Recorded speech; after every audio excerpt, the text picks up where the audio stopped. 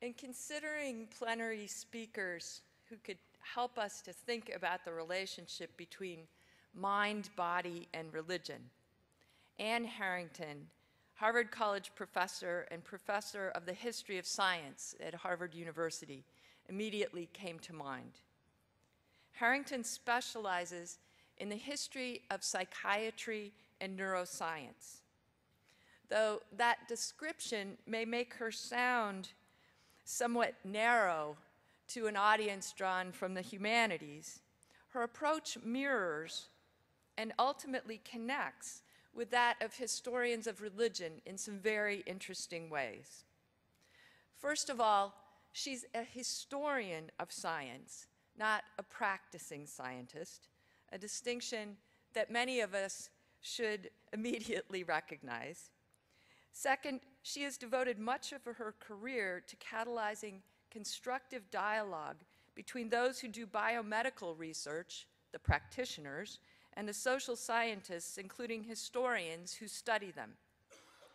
So, for example, she has published books on medicine, mind, and the double brain, which came out in '87, which locates recent scientific discussions of brain asymmetry in relation to 19th century discussions, and Re-Enchanted Science, which came out in 1997, which looks at the rise of holistic approaches to science in Germany and their complicated relationship to Nazism. For 6 years, she co-directed Harvard's Mind, Brain, and Behavior Initiative, and she currently serves on the board of the Mind and Life Institute, an organization that, as many of you probably know, is dedicated to dialogue between Buddhism and the sciences. She's documented the interaction between Buddhist monks and neuroscience researchers in a co-edited volume titled The Dalai Lama at MIT, which came out in 2006. Finally, in her most recent work, The Cure Within, A History of Mind-Body Medicine, she explicitly describes herself as a cultural historian of mind-body medicine. As a cultural historian, she does not define psychiatry, neuroscience, or mind-body medicine in narrowly presentist terms, but moves between professional and popular perspectives on the mind-body relationship over time, attending not only to doctors and scientists, but also to patients, health gurus, paperback writers, journalists, and web bloggers. As those of us who look at both elite and popular views of religion know full well, once we define religion and science broadly, the overlap becomes very interesting and very complex. Though her work to date has not focused explicitly on religion, Harrington is very aware of this rich overlap. In accepting my invitation to give a plenary address, she decided this was the perfect occasion to reflect more explicitly on how religion, mind, and body interact in light of her work on the placebo effect. This may strike some of you as a rather odd topic, but consider this. Since the 1950s, medical researchers have been aware that placebos, that is, the inert tablets used as controls in clinical trials, can affect a significant number of patients in the placebo group, and thus that they needed to design their studies so as to eliminate the distorting effect of the placebos. This means that scientists have considerable experimental evidence to document that what people believe about the pills they are given can have a major effect on their response. Since the researchers are interested in the effect of the drugs, not in the effects of what people believe, they attempt to minimize these effects. Those of us in the humanities, though, are actually interested in the effects of what people believe. So what happens when we take a phenomenon that's well studied by scientists, such as the placebo effect, and turn it around and look at it as a way to illuminate the effects of what we believe on what we feel, the effect of the mind on the body? or as a way to illuminate the effect of what a trusted authority, such as a doctor or a priest, tells us, the effect of that, what they tell us on what we believe.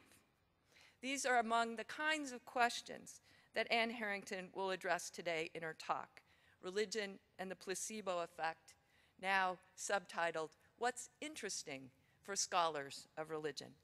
Please join me in welcoming Anne Harrington.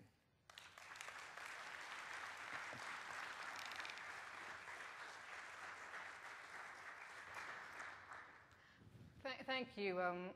Thank you very much. It's a real honor to be invited to speak to all of you. You're a really impressive group, and I feel very privileged to have the opportunity to engage with you. Anne asked me whether, if there should be time at the end of this session for questions, whether I would be willing to have a bit of a conversation, and I certainly would be very pleased to do that if any of you wish. But we'll see. I know many of you need to catch planes, and I appreciate all the more you're making time to come hear me. I want to begin this afternoon by first invoking for you the larger context for the exploration about the placebo effect that I want to undertake. It's a context where monks meditate in brain scanning machines in order to advance medical scientific research, where epidemiologists tell us that the health benefits of going to church are comparable to the health benefits of giving up smoking, where research subjects are given electrical shocks while looking at pictures of the Virgin Mary so that researchers can see whether there's some kind of a faith center in their brain that might make it easier for them to bear pain, and finding, in fact, that believing people, Catholics, when looking at pictures of the Virgin Mary, as opposed to looking at a secular picture of just a sort of serene-looking woman, experience less pain. It's a context where prayer is portrayed not as a private conversation with one's own hopes and fears or with God, but as an alternative therapeutic practice that's comparable to yoga, to acupuncture, to homeopathy, something that's interesting to the National Center for Comparative and Alternative Medicine in Bethesda, Maryland. This came out of one of their studies. It's a context, in short, in which religious practices, spiritual practices, are portrayed as health practices, and therefore as interesting to and potentially susceptible to validation research from medical and scientific authorities. This is the larger context, but within this context, there is one strand of debate, one conversation that, as Anne was sort of hinting, hasn't received nearly as much attention in the thinking of religious scholars as I think it deserves to. The place of the placebo effect. Anne told you what the placebo effect sort of is, or we all kind of know what the placebo effect is. It's this response that some patients, either in or out of a clinical trial, the response that they have to a pill, to an injection that has no active ingredients in it. The response that patients have to a fake drug. So if that's what we think the placebo effect is, then we might think that the role of the placebo effect in the larger scene that I've just sketched out is going to be pretty obvious. It's inevitably going to act to delegitimize whatever phenomenon is under discussion. It's going to unmask whatever we're talking about as no less fake than a doctor's sugar pills. But if that was all there was to say, I could wrap up and finish this talk in 5 minutes. But it turns out that actually there's a lot more to say. And the reason is this. Today's placebo effect is no longer the medical humbug of our grandfathers, our grandparents' time. Today's placebo effect is real. It's no longer just some kind of cheap psychotherapy that doctors give their problem patients in pill form. It's no longer just the standard currency of the snake oil salesman or the hucksters. It's no longer just the tool of honorable deception that researchers use in order to test whether a new drug really works. The placebo effect with which we all conjure today has been rehabilitated. It's been embraced as a powerful mind-body phenomenon, a phenomenon with a real biology, that at least potentially can be studied. How did it get this way? The story is a little bit complex, but I want to briefly tell it to you because it's going to become important for understanding why and how the placebo effect comes to enter into the religion-health dialogue in the ways that it does. The story that we need to know around the rehabilitation of the placebo effect begins with some science. Some science that really happened, this may surprise you, the most important science here happened in the 1970s. Two developments in particular are important. The first development was an outgrowth of the discovery in the 1970s of this thing we now all know about, endorphins, these substances in the brain that are chemically similar to substances like morphine, and that helped in that period to give rise to this idea that our brains have their own pain medicine cabinet. We produce our own opioids when needed. That happens in the middle years of the 1970s. Within 2 years of the first reports about endorphins, a report was published that tested the hypothesis that endorphins might have something to do with the reduction in pain, often reported by patients who are given placebos. And in this particular study, patients who were recovering from dental surgery were told that they would receive a dose of morphine to help their pain. But in fact, they received saline solution. And a significant number then proceeded to say they felt quite a bit better. They used a visual analog, and they were asked to say how much pain and you write a line on a visual analog of how much pain from 1 to 10 or across. And their expressed pain levels went right down. Not so surprising. But then things got more interesting. The researchers then covertly gave all of the patients a dose of a drug called naloxone through their IVs and didn't tell them that this was being done. They did this because naloxone is a drug that is known to block the uptake of opioids into the nervous system, including the uptake of endogenous opioids or endorphins. And the hypothesis was that if the placebo analgesia was in fact mediated by the endorphins, then the naloxone should reverse the analgesia effects. And this was just what was found. The placebo responders all experienced a spike in pain, even though they hadn't known that anything had been done to them. While for the non-placebo responders in the study, there was no change. It was a blockbuster finding because it suggested for the first time that, at least when it comes to pain, there was a knowable biochemistry behind the placebo effect that could be manipulated experimentally. So that's the first thing that happened in the 1970s. The second thing that happened in the 1970s began as a simple conditioning experiment. A psychologist who you see over there, probably a little bit older than he was when he did this study, named Robert Ader, wanted to see if he could condition rats to develop an aversion to saccharin water. Normally, rats love drinking saccharin water.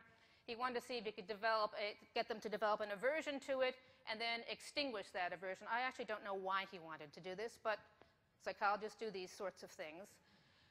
He did this by first offering them the chance to drink some sweet water, and then injecting them with what we call the unconditioned stimulus, a powerful drug called cyclophosphamide.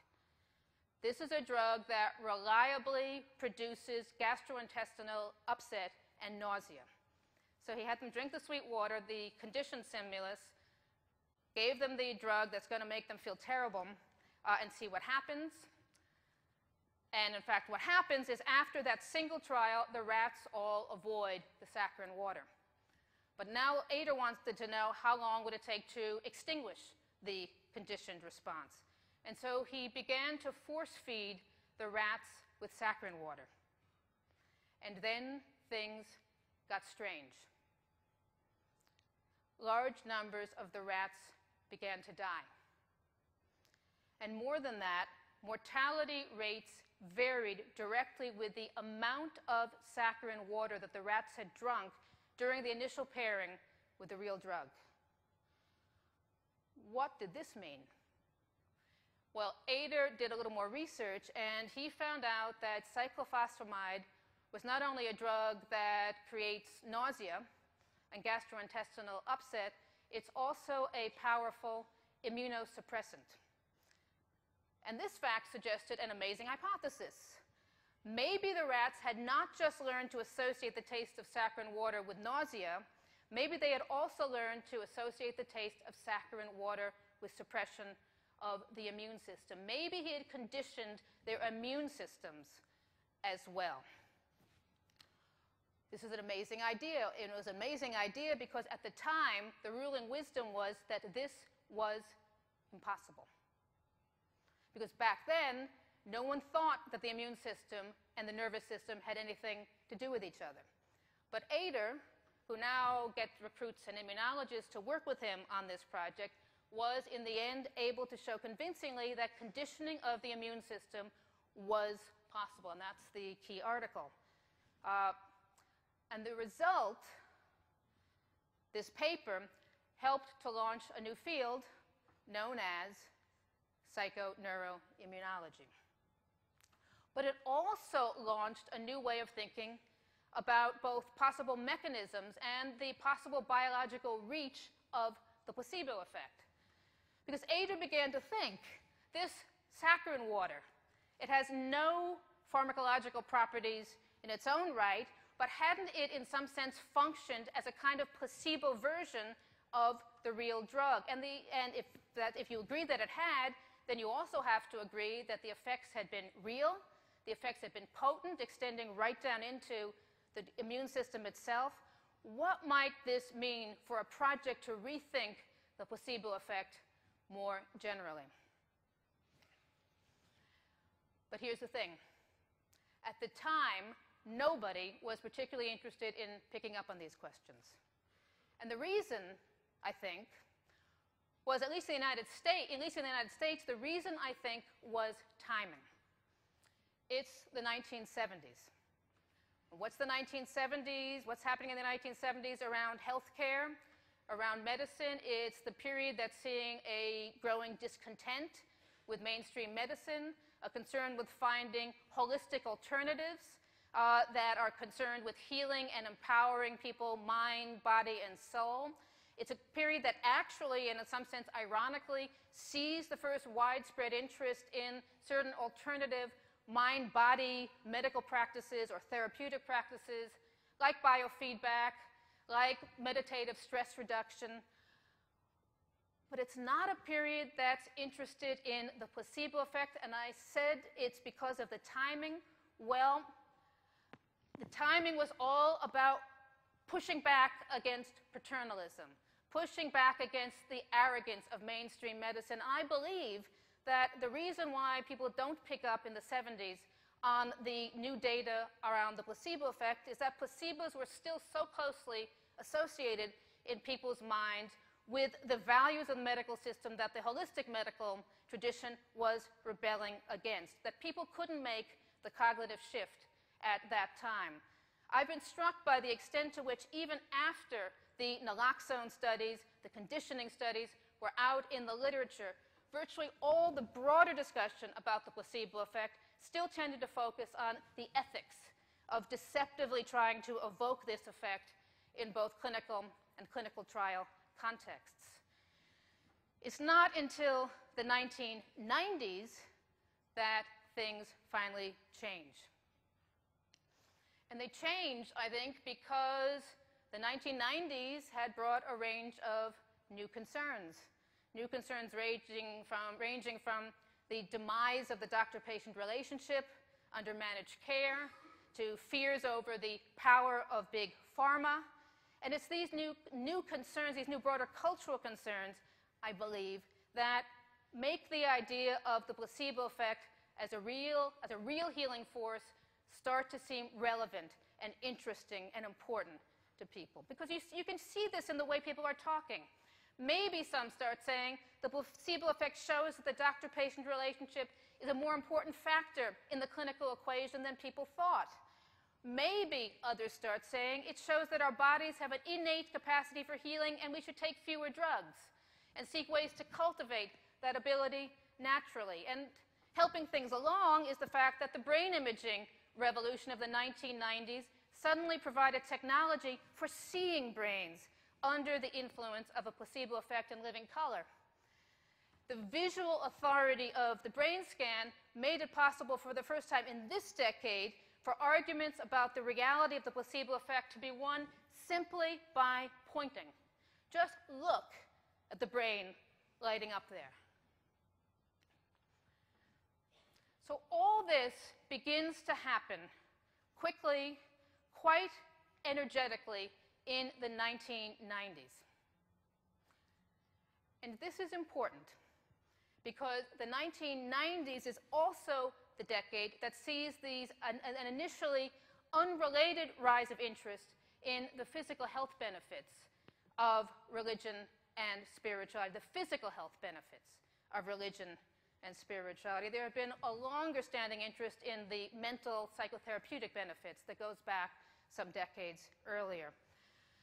But these two programs both begin to attract a lot of visibility and energy in the same decade, and quite quickly, people begin to make connections. And I want to tell you now about how this worked in at least 3 ways. The first focused on the extent to which the new data on the placebo effect offered a new argument for taking various forms of spiritual healing seriously, or arguing to previously skeptical audiences about the need to take spiritual healing seriously. And for some, this argument took a quite modest form. Forget about the metaphysics of the matter, some people were prepared to say. The important thing is spiritual healing delivers on its promises. And the new data on the placebo effect can give us confidence in this fact. So, for example, a 2003 article in the New York Times talked about here the resurgence of voodoo practice in New Orleans and describes a healer who had immersed himself in the tradition for more than 2 decades, was deeply committed to his practice, but nevertheless, completely unperturbed, could conclude about the meaning of all of what he was doing in the following terms. Have you heard of the placebo effect? If you have faith, if you truly believe that supernatural powers can intervene in your life, this can help you. Others thought this kind of undersold the matter. The placebo effect, they'd agreed, was the force behind spiritual healing, but that was because it was itself a spiritual force, one that science had now recognized, but that science could not, they believe, fully explain. So one organization that I found online put the issue this way: we must look to the spiritual realm for an explanation of the placebo, using the evidence assembled by science as a basis. And there's no better place to begin this investigation than the Bible. Again, not everyone agreed. Others who said, yes, the placebo effect is or seems to point towards things that represent spiritual information, point towards the possibility of spiritual forces operating in healing, but they argued for a different kind of take-home message. The argument here is sort of this. For so long, medicine and science had told us that we are helpless products of an inflexible set of biological programs. For so long, the message coming out of the medical sciences had been so depressing and constricting of our human potential. But now we have this new data on the placebo effect. And it suggests that we are actually beings capable of transforming our own biology. And if science, these kinds of people then go on to say, if science could overlook this amazing fact for so long, what other mental abilities, telepathy, clairvoyance, non-local healing, things like that, what other kinds of remarkable mental abilities might it also have overlooked? For this group, in other words, the placebo effect data were exciting because they opened the door to a far more expansive conversation on the spiritual nature of consciousness. Finally, there were others working in this tradition who would begin with these kinds of general arguments, but then turn them into a message of self-empowerment. Once we thought that to have a placebo effect, we had to put our faith in the sugar pills, or in doctors, or in other healers, or even in priests. But now we know that we can choose instead to have faith in the placebo effect itself, which is to say, in the miraculous power of our own minds. A remarkable 2003 book by a woman named Lolette Kuby, Faith and the Placebo Effect, is very, very clear about this. The placebo effect, and note the language she uses here, the placebo effect. The placebo effect is the good news of our time. It says you have been cured by nothing but yourself. So, that's one set of conversations. A set of conversations, a set of projects interested broadly in relating the placebo effect to broader questions about the efficacy of spiritual healing, the possibility of spiritual powers in the human mind.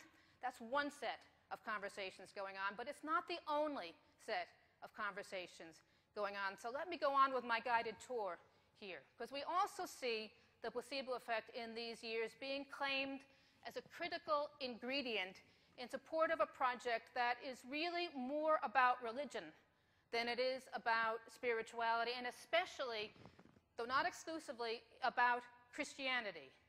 It's also a project that's far more about mainstream medical practice than it is about alternative or spiritual forms of healing and therapy. And most of the people involved in this project were, still are, physicians, and most of them are self-declared Christians. What's the project?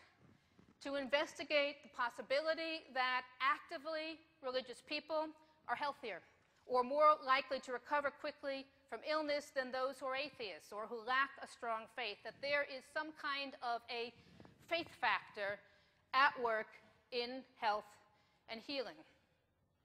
The John Templeton Foundation, founded in 1987 to pursue new insights at the boundary between theology and science. I know many of you know, and maybe many of you or some of you have worked with the Templeton Foundation, is an important force behind the emergence of this project in the 1990s. I think the coincidence of the Templeton being founded in 1987 and the emergence of this new interest in the faith factor in the 1990s, in the time that it was, it's not a coincidence. I think there's a causal relation. The Templeton pushes, develops, helps a group of researchers to formulate a collective position on this question.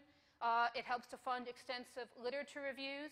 It encourages its funded scientists to disseminate the new arguments through a series of popular books. It sponsors a series of conferences to discuss the evidence and its implications, such as this one from 1999, Psychoneuroimmunology and the Faith Factor in Human Health. Now, the faith factor story is not identical to a discussion, the discussions around the faith factor are not identical to discussions around the placebo effect. The faith factor in health doesn't reduce to the placebo effect for people involved in these conversations. It is assumed that there are other factors like positive emotions, social support, stress reduction, being part of a community, having meaning in life, are all also important. But everyone in this conversation also knew that the placebo effect was likely to be acritical, and for some people, the critical ingredient in the larger mix. And of all the people who insisted on this point, no one took the argument further than the Harvard cardiologist Herbert Benson. Probably some of you have heard of Benson. He was someone who was in a position when he began to make these arguments in the 90s to be listened to, because he'd already had a long track record of influential involvement in mind-body medicine. In the 1970s, he'd been active in turning meditation into a practical technique that people might learn for stress reduction. In the mid-1990s, he'd been one of the first to urge his colleagues, his clinical colleagues, to take the placebo effect seriously as a healing force. This is 1996. But within a year or two after that article, when he came out with his book, Timeless Healing, he was ready to go one step further and insist that actually religious faith unlocks the same placebogenic healing benefits that you get when you put your faith in a pill or in a doctor far, far more powerfully. Faith in the medical treatment, he says, is wonderfully therapeutic, successful in treating 60 to 90% of the most common medical problems. But if you so believe, faith in an invincible and infallible force carries even more healing power. It is a supremely potent belief. He doesn't say this, but it produces a kind of super placebo effect. What were the implications of this fact and related ones, assuming that it all added up to something medical science should take seriously?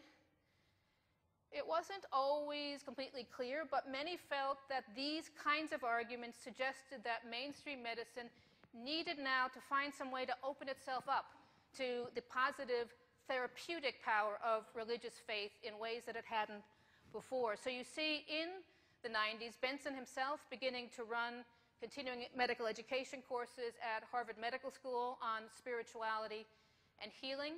You see others like Harold Koenig at Duke University beginning to suggest that maybe medical schools should start teaching students to take a spiritual case history alongside the medical one or the clinical one that they routinely take, in order to see how best to help patients cultivate faith, both to comfort them and to help them stay oriented, but in some ways also for the sake of their health. And still others suggested that maybe, given what we now know about the faith factor, or they believed we knew, maybe now doctors with religious faith, who themselves have religious faith, no longer needed to park that faith at the hospital or clinic door. Maybe they could now share it with patients, even offering to pray with them as part of an overall holistic healing strategy. Not everybody thought this was a good idea.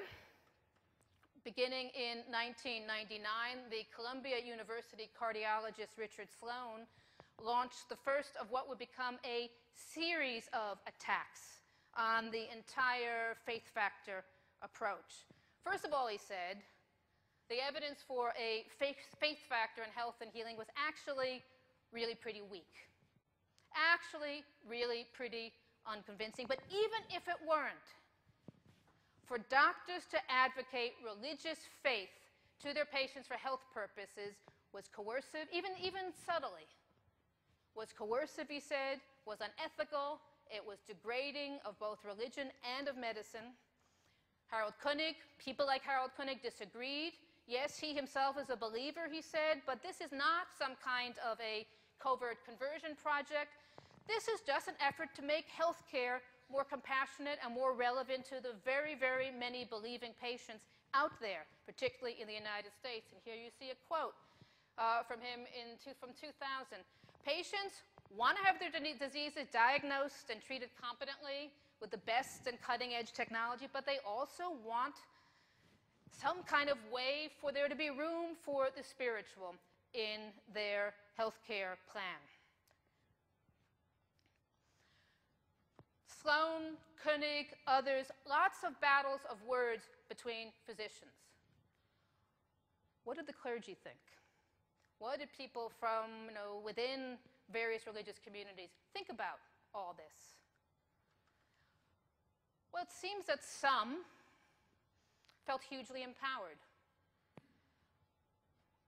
A Catholic priest, you see him writing here, wrote in 2003 about attending a meeting that included a panel of chaplains from a major U.S. children's hospital, and where he observes this scene. After a review of recent scientific studies linking prayer, faith, and physical health, one of the speakers gasped, "When I hear such exciting news, all I can say is, wow."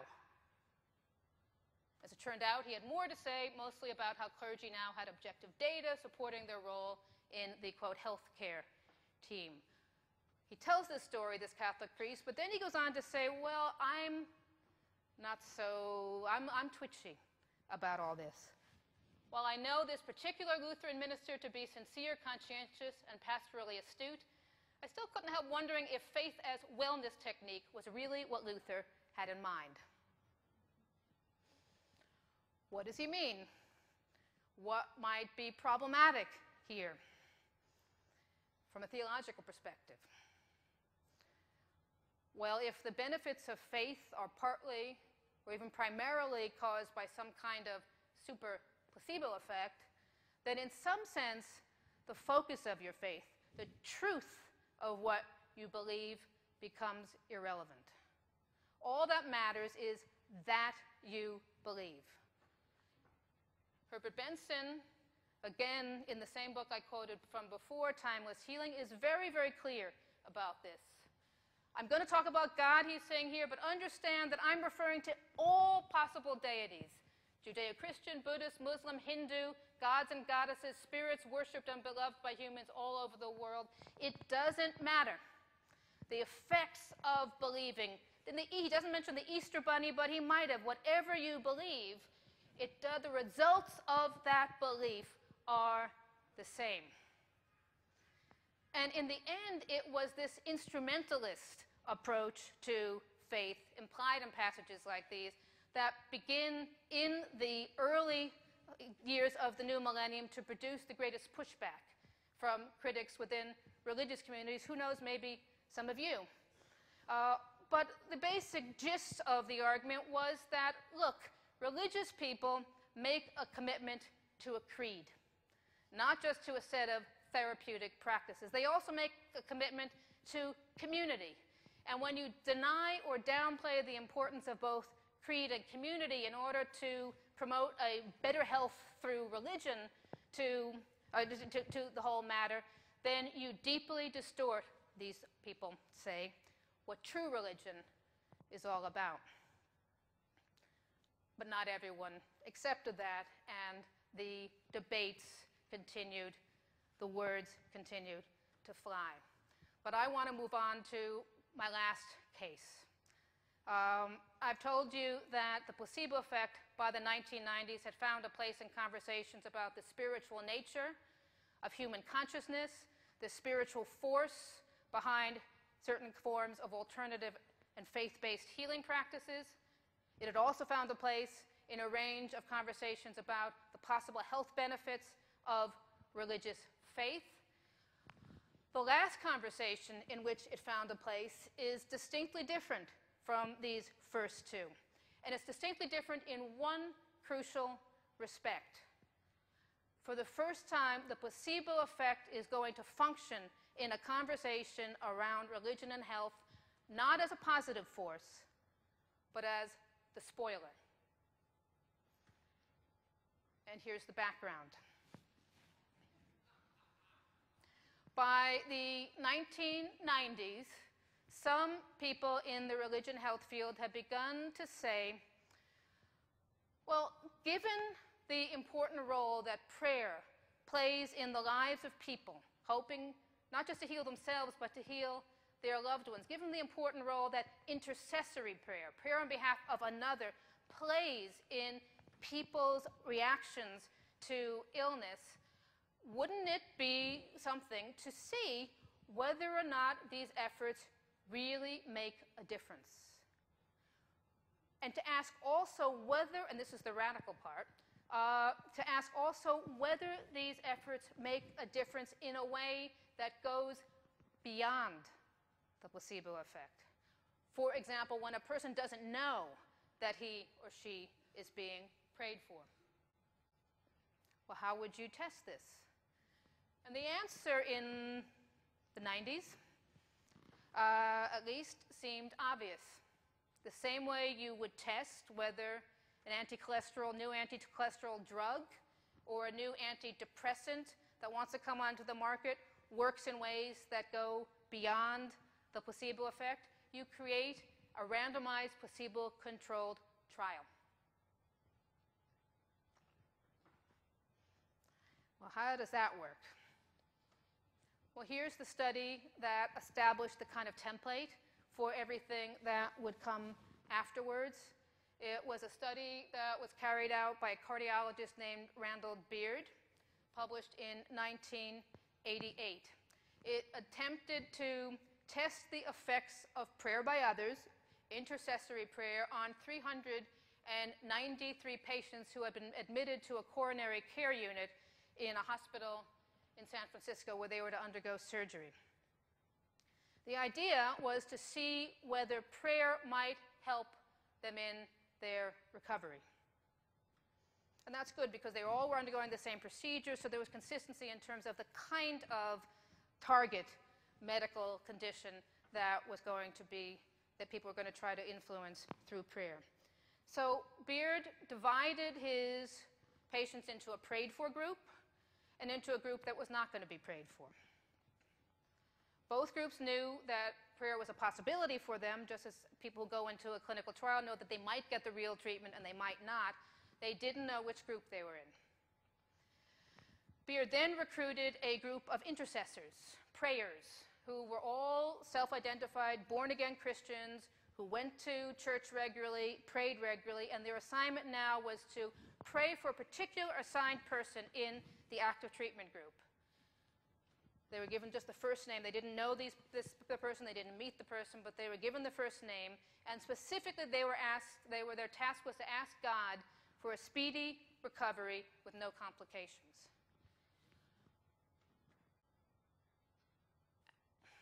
And the results, well, so what happens? The results, in fact, show no difference in terms of speed of recovery between the two groups, but Beard did find that on 6 out of 26 kinds of possible complications, the prayed for patients did better. Not a lot better, but better in a statistically significant degree. And the controls did not do better than the prayed for groups on any of the 26 measures. So had Beard's clinical trial proved the existence of God's hand in healing, proved that prayer, the absence of knowledge of prayer, has an effect on health? Well, it doesn't take long for the buzz to begin around this. Through the 90s, a series of efforts were undertaken to replicate. Several of them failed, but in 1999, the Kansas researcher William Harris claimed to have replicated Beard's findings. A big controversy erupts over his methods and interpretation, but we're just trying to sort of keep to the big picture here. Again, others failed, a few succeeded, people pushed back, others declared, well, the battle's not over here. And I use the word battle because that's how it began to feel. For some, the clinical trials came to have a metaphysical significance similar to the anthropic principle, to that which the anthropic principle in physics would have for some people, this idea that the universe might have been deliberately constructed to support intelligent life, or alleged evidence for creation or intelligent design, or reports from people who undergo near-death experiences. The clinical trials on prayer takes its place in these larger conversations about ways in which evidence from the sciences, in spite of itself, are proving the existence of God and the supernatural. Others focus on the fact that some of the most apparently successful studies had tested the efficacy of Christian prayer. One Christian website from a few years ago is quite upfront about what conclusions it takes away from this. Obviously, science has demonstrated in 3 separate studies the efficacy of Christian prayer in medical studies. There's no scientific explanation for this, and then he goes on to say, the only logical but not testable explanation is that God exists and answers the prayers of Christians. No other religion has succeeded in scientifically demonstrating that prayer to their God has any efficacy in healing. Not so fast, others said. There was a wholly different way of conceptualizing these data. No one would have raised the issue that there actually hadn't been the trials on Islamic and Jewish that they, anyway, it's come. But the main response or pushback said, let's think about this in a completely different way. Let's not one rooted in Christian beliefs in a omnipotent, compassionate God, but one that takes us back to the powers of the human mind. Maybe prayer works, some people began to suggest, not because a personal God responds to supplication, but because human beings are spiritual creatures with the ability to use their minds to influence others through what people begin to call quantum, non-local, distant healing methods. In the 1990s, it's the Texas internist Larry Dossey who emerges as the most visible advocate of this alternative way of thinking about the prayer studies.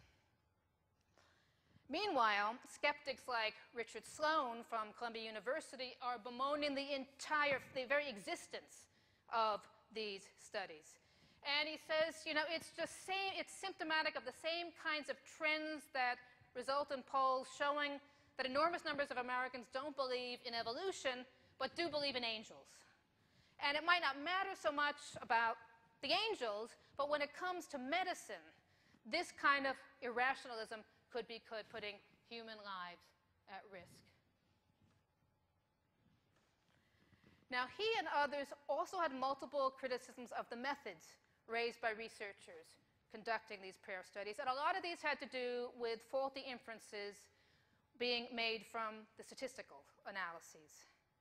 But one of them also leads us back to the placebo effect.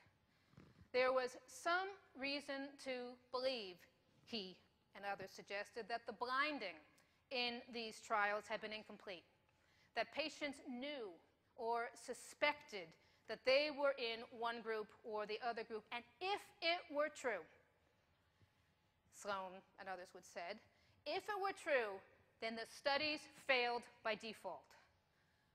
Put another way, if the observed benefits of intercessory prayer were actually caused by the placebo effect, then they couldn't have been caused by God. The placebo effect has no spiritual significance in this part of the territory. It's the spoiler of spiritual significance. Now, for several years, matters remain in this somewhat heated and unsettled state. Then in 2006, the whole history takes a new turn, because the American Heart Journal publishes a paper reporting the results of what had been widely touted as the definitive and methodologically most rigorous study of the effects of prayer on health. It was headed by Herb Benson, funded by the Templeton Foundation, had involved close to 2,000 cardiac patients undergoing surgery in six hospital sites. So a multi-site study, 2,000 patients. Here's what it found. No difference between the outcome of subjects who received prayer and subjects who did not receive prayer. So in this sense, the study failed by its own logic. But it failed with a further twist. In the first two arms of his study, Benson had controlled for the influence of the placebo effect. He hadn't told the patients whether or not they would be prayed for. But then he did something that none of the earlier researchers had ever thought to do. He added a third arm to his study, and he told the patients in that third arm that they would be receiving prayer, and then in fact ensured that they did receive prayer. And his idea was to look for an additive effect. He hoped the data might show positive benefits of prayer amplified by further positive benefits resulting from the faith factor, from the placebo effect. But things unfolded in a radically different way than he expected, because instead of a positive placebo effect, the patients in the third arm, the ones who knew they were being prayed for, did worse than any other group. It was a small difference. It was, though, a statistically significant difference.